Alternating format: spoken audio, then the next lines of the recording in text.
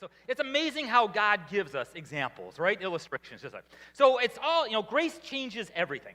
And I was thinking, as I was getting prepared for this morning's message, I absolutely love Pastor Futch's stories. And I was thinking about some of the stories that Pastor Futch told. And you know what? He's a lot like one of those little rascals, isn't he?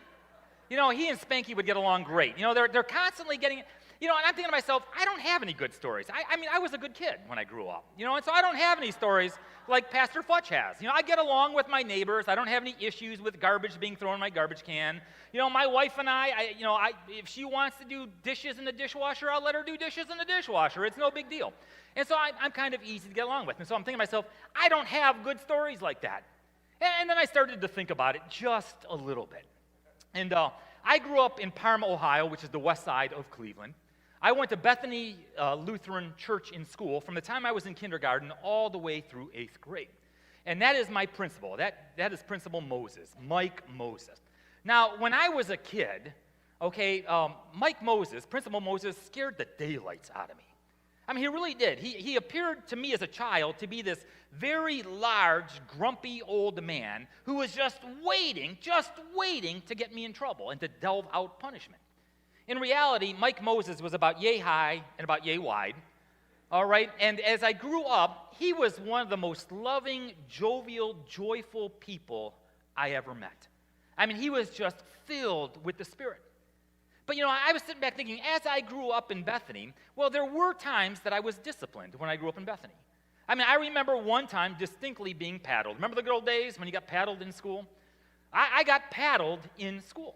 And I actually remember what it was that I did. In our school at Bethany Lutheran, we had the speckled floors, a lot like many educational institutions, right? And Mrs. Meneke, my 8th grade teacher, would be up there and she'd be writing on the chalkboard. Well, we laid our hands on these little lead BBs.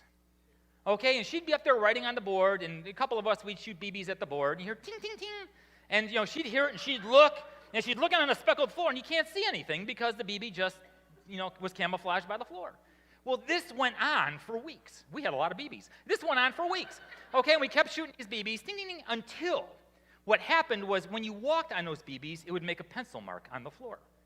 So the maintenance man finally figured out what was going on. And the trap was set.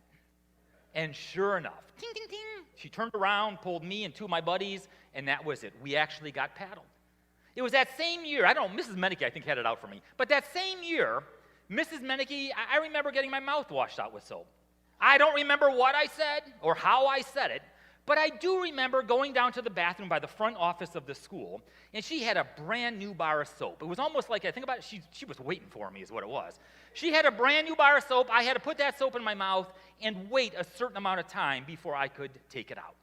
Now, the reason I'm sharing these stories with you is, honestly, there's some of my early memories of behavior modification, right? These were teachers trying to modify my behavior. And we've all grown up with behavior modification, right? We learn over time to do and to say certain things in order to make life work. If I want to get along at work, if I want to get along with my spouse, if I want to get along with people in my community, I behave and I speak a certain way. And over time, we've all learned these different filters in our life.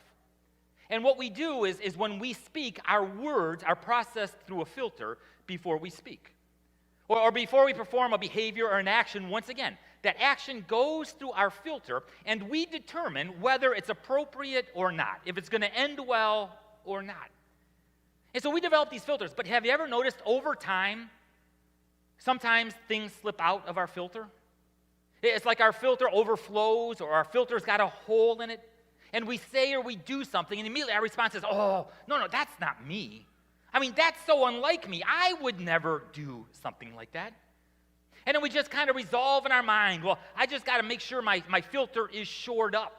That my filter, we try to plug all the holes. Well, I've always said, stop doing what doesn't work and do something different. Because if we rely upon ourselves over and over again, we're going to mess up. That filter is going to break. Jesus said it like this in Matthew chapter 15. What comes out of the mouth proceeds from the heart. In other words, if you want a stethoscope to your heart, the mouth acts like a stethoscope. You want to know what's in your heart? Listen to what comes out of your mouth. and they'll reveal what's in your heart. I mean, once again, we try hard to filter our words, to monitor our behavior. But over time, the filter breaks down, and ultimately something eventually comes out. And once again, what do we say? Well, we say to ourselves, I am never going to say that again. I'm never going to do that again. And we resolve in our minds, and we got every good intention not to do it or not to say it. And then we deny, oh, that's not really me. I mean, what came out of my mouth where I said, that's not really me. I mean, I did that this morning, didn't I? I denied it.